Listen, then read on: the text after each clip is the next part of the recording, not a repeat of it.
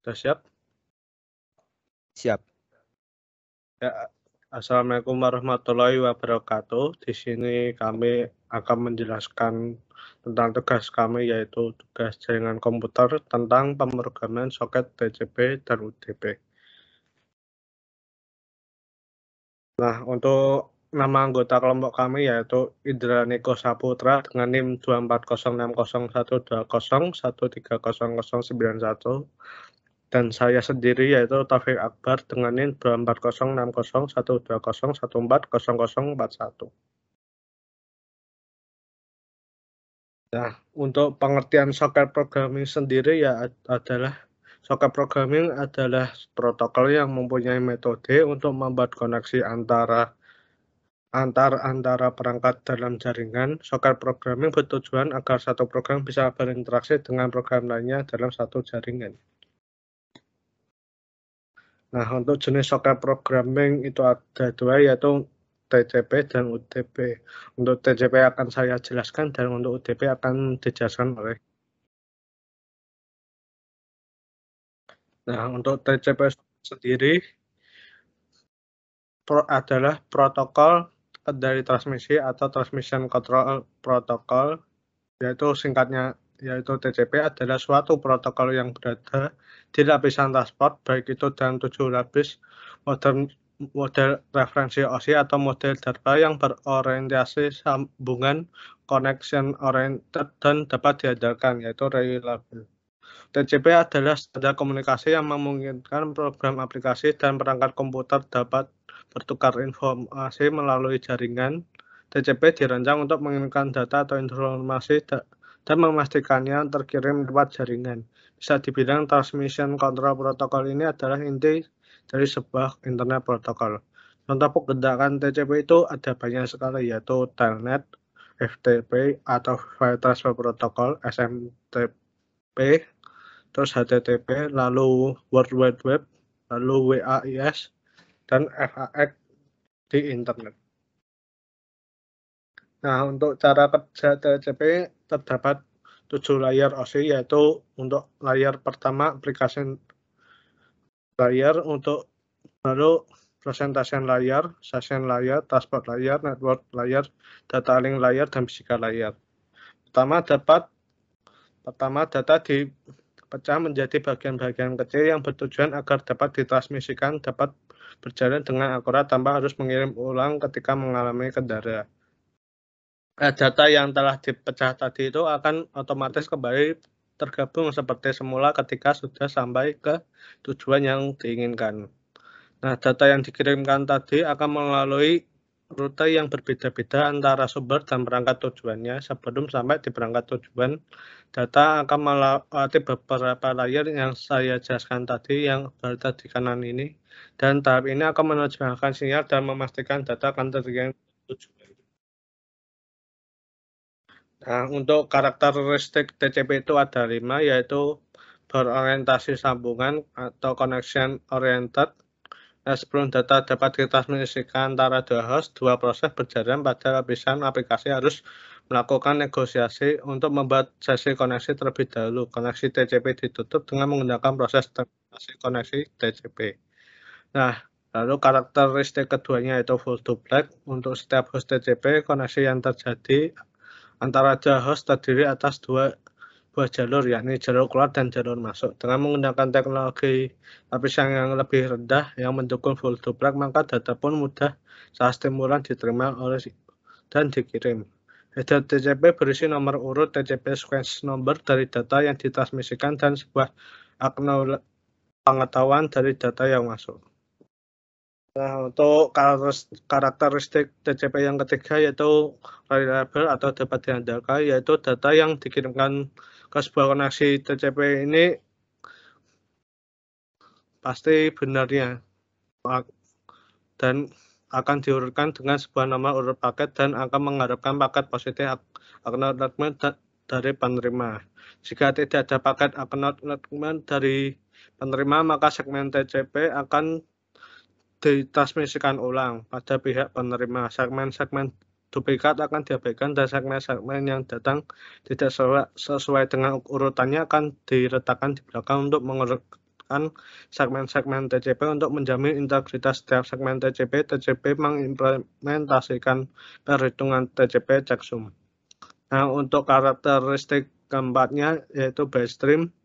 TCP melihat data yang dikirimkan dan diterima melalui dua jalur masuk dan jalur keluar TCP sebagai sebuah bitstream yang berdekatan atau kontinu. Nomor urut TCP dan nomor acknowledgement-nya dalam setiap header TCP didefinisikan juga dalam bentuk byte. Demikian, TCP tidak mengetahui batasan pesan-pesan di dalam bitstream TCP tersebut. Untuk melakukannya, hal ini diserahkan kepada protokol lapisan aplikasi dalam third-party reference model yang harus menerjemahkan bitstream TCP ke dalam bahasa yang ia pahami. Dan karakteristik kelimanya itu memiliki layanan flow control yaitu bertujuan untuk mencegah data terlalu banyak dikirimkan pada suatu waktu yang akhirnya membuat macet jaringan internet network IP.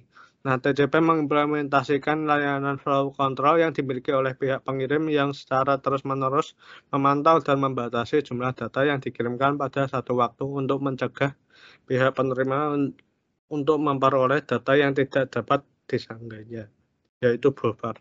Nah, TCP juga mengimplementasikan flow control dalam pihak penerima yang mengindikasikan jumlah buffer yang masih tersedia dalam pihak penerima.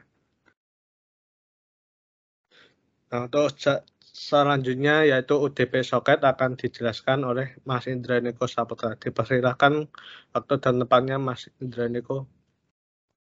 Terima kasih untuk waktu dan tempatnya. Kemudian saya di sini akan menjelaskan tentang soket UDP. Untuk soket UDP soket sendiri adalah user datagram protokol yang merupakan protokol komputer yang mengirim dan menerima informasi melalui jaringan atau network. UDP soket ini mempunyai karakteristik utama connectionless dan unreliable. Untuk contoh penggunaan UDP sendiri ada dalam network management SNMP, routing RIP, dan naming DNS. Lanjut. Untuk karakteristik soket UDP-nya sendiri tadi sudah saya sebutkan ada connectionless tanpa koneksi, yaitu pesan-pesan UDP dikirimkan tanpa harus dilakukan proses negosiasi koneksi antara dua host yang hendak bertukar informasi. Yang kedua adalah unreliable atau tidak andal. Maksudnya itu pesan-pesan UDP dikirimkan sebagai datagram tanpa adanya nomor urut atau pesan acknowledgement. UDP menyediakan mekanisme untuk mengirim pesan-pesan ke sebuah protokol lapisan aplikasi atau proses tertentu di dalam sebuah host dalam jaringan yang menggunakan TCP atau IP. Header UDP berisi file source, process identification, dan destination process identification. Lanjut. Untuk soket programming UDP sendiri adalah ada UDP server, yaitu aplikasi jaringan yang menggunakan protokol UDP untuk melayani permintaan dari aplikasi klien. Untuk membuat server UDP menggunakan datagram soket untuk menerima objek datagram paket dari klien. Untuk membuat UDP server kita harus mengikuti langkah sebagai berikut. Membuat soket menggunakan datagram soket objek, kemudian membuat objek dari datagram paket class, dan menggunakan receive method untuk receive a message sent by a client, untuk menerima pesan dari klien. Ketiga, membuat objek dari datagram paket class dan menggunakan method send yang digunakan untuk mengirim pesan kepada klien. Lalu terakhir memulai server dengan memanggil konstruktor dari UDP server class di method main. Selanjutnya, untuk membuat UDP soket programming dalam kliennya, untuk klien yaitu aplikasi jaringan yang menggunakan protokol UDP untuk mengirimkan permintaan dan menerima respon dari aplikasi server. Dalam aplikasi klien UDP, kita perlu membuat objek datagram soket untuk menerima pesan dari aplikasi server UDP yang telah dibuat tadi. Untuk membuat aplikasi UDP klien, kita perlu melakukan langkah-langkah berikut. 1. Membuat soket dan menggunakan objek datagram soket objek untuk membangun koneksi dengan server. Kemudian membuat objek dari datagram paket class dan menggunakan send method untuk mengirim pesan ke server. Yang ketiga, membuat objek dari datagram paket class dan menggunakan metode receive untuk menerima pesan yang dikirim oleh server. Selanjutnya. Nah, untuk kesimpulannya akan kami jelaskan berdua. Nah, untuk TCP, untuk kesimpulannya akan membahas setup setup koneksi dengan soket tujuan terlebih dulu. Setelah koneksi terbentuk, tidak dibutuhkan mengirimkan informasi soket pengirim tiap kali data dikirimkan. Lalu tidak memiliki batasan. Ini karena data-data yang dikirimkan sebagai aliran data yaitu stream. Nah, untuk protokol yang reliable menunggu konfirmasi dari pihak soket penerima dan kalau perlu paket data yang hilang akan dikirimkan kembali. Konsekuensinya adalah TCP menimbulkan overhead lalu lintas jaringan yang lebih tinggi dibandingkan OTP. Untuk penjelasan kesimpulan OTP akan dijelaskan oleh Mas Indraniko. Dipersilakan. Terima kasih. Untuk UDP sendiri adalah setiap kali suatu paket data dikirim, informasi soket pengirim dan alamat soket tujuan turut dikirimkan. Kemudian memiliki batasan ukuran datagram paket data yang dikirimkan sebesar hanya 64 KB. Kemudian merupakan protokol yang unreliable, tidak andal. Ketika paket dikirimkan, UDP tidak mengecek kembali apakah data yang dikirim sampai tujuan atau tidak. Jadi dengan UDP tidak ada kepastian bagi sisi pengirim bahwa datanya sudah sampai ke tujuan dengan keadaan baik. Terima kasih, lanjut. Nah, untuk penjelasan kode nanti akan dijelaskan langsung setelah presentasi PowerPoint ini. Nah, sekian terima kasih. Maka selanjutnya akan menjelaskan kode yang akan dijelaskan oleh Mas Indraniko. Dipersilakan Mas Indraniko. Ya, baiklah.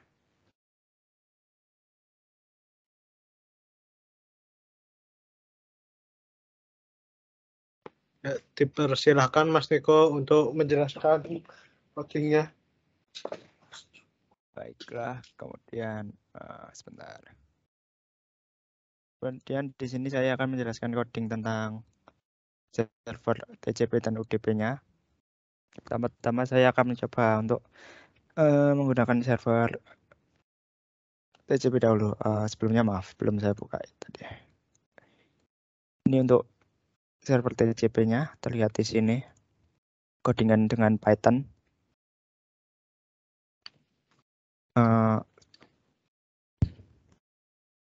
Kita menggunakan import soket lalu menggunakan sockstream ini untuk mengambil TCP lalu menggunakan host 127.0.1 dengan port 9999.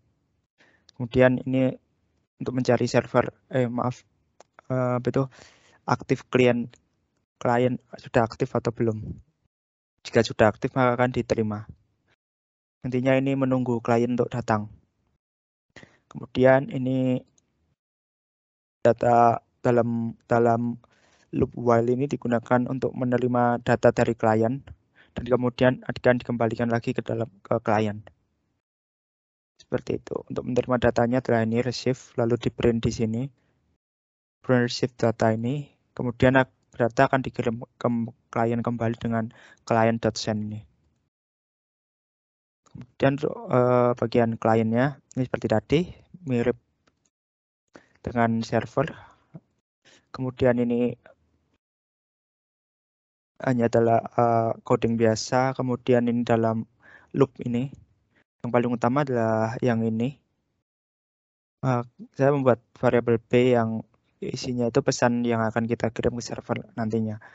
Kemudian client send ini mengirim data pesan input dari variabel B tadi ke dalam server, menuju server.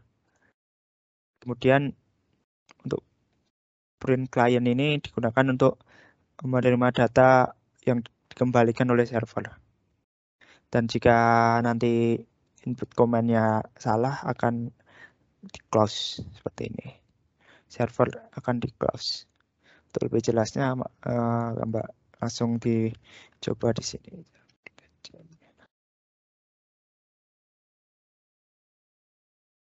Server sedang menunggu koneksi dari klien, kemudian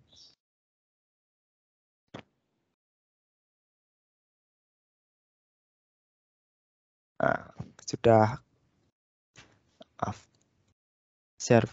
server sudah tersambung dengan host ini 127.0.0.1. Kemudian saya akan mengirim pesan nama beserta name.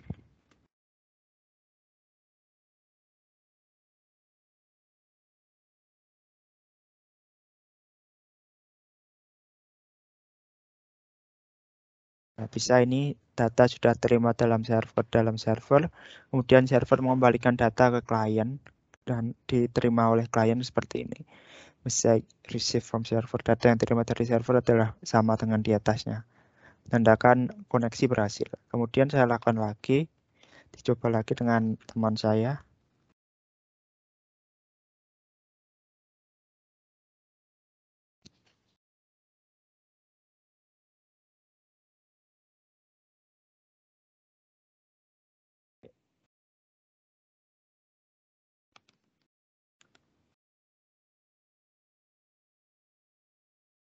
Sama seperti tadi, data terima dari klien ke dalam server sini, kemudian kembalikan ke klien lagi di sini.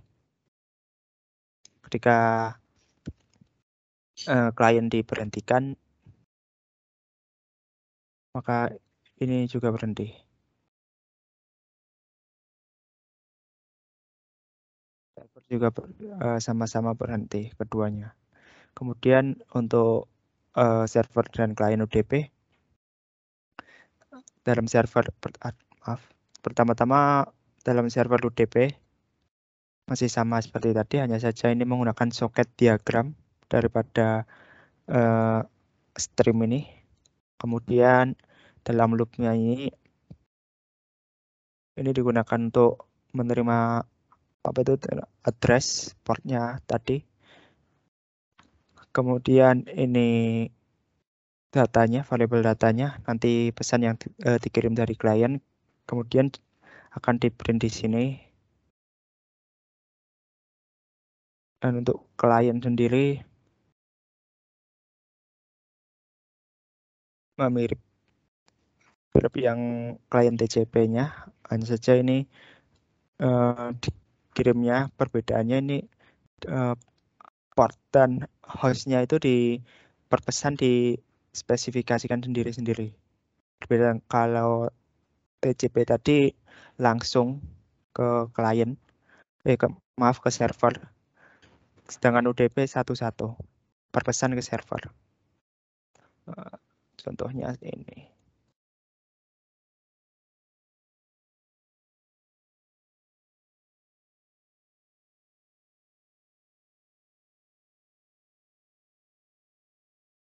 Saya akan sendiri.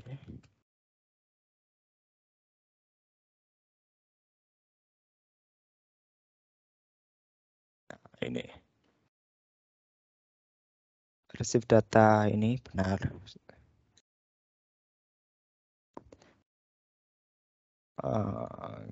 Pesan tadi dikirimkan ke dalam host 127.0.1 ini dan dengan port 57080.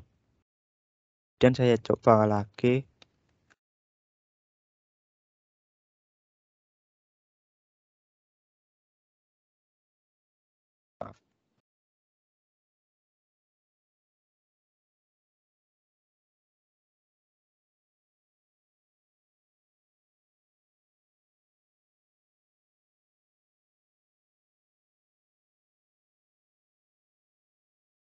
Bentar. Teknis.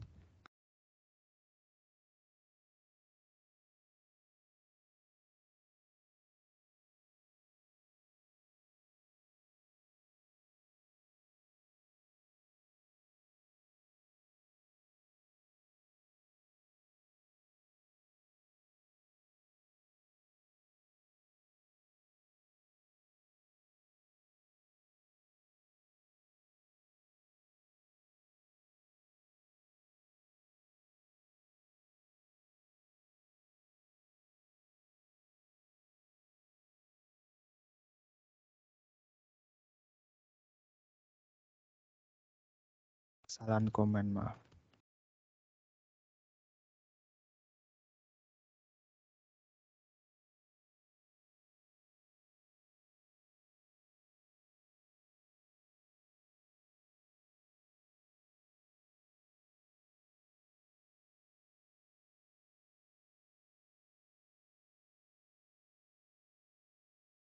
Sama sih. Terbukti ini tadi walaupun kliennya tadi error, tapi server tetap jalan. Berbeda dengan TCP tadi, misal TCP kliennya error maka koneksinya akan terputus. Menandakan kalau TCP tadi basis connection oriented, sedangkan klien UDP connectionless, tanpa koneksi langsung, begitu maksudnya. Misal ini saya program dari klien diberhentikan, server akan tetap berjalan. Lihat ini masih berjalan. Walaupun tadi kliennya juga error, masih berjalan juga. Jadi tadi untuk eksperimen kedua tadi membuktikan bahwa TCP itu memang benar-benar connection oriented, sedangkan UDP itu benar-benar connectionless. Jadi materi yang kami sampaikan penjelasan di PowerPoint tadi terbukti adanya. Sekian dari saya kembalikan ke moderator. Terima kasih. Ya, terima kasih Mas Tiko atas penjelasannya. Sekian, terima kasih. Mohon maaf jika kami ada kesalahan, kami mohon maaf sebesar-besarnya. Wassalamualaikum warahmatullahi wabarakatuh. Waalaikumsalam.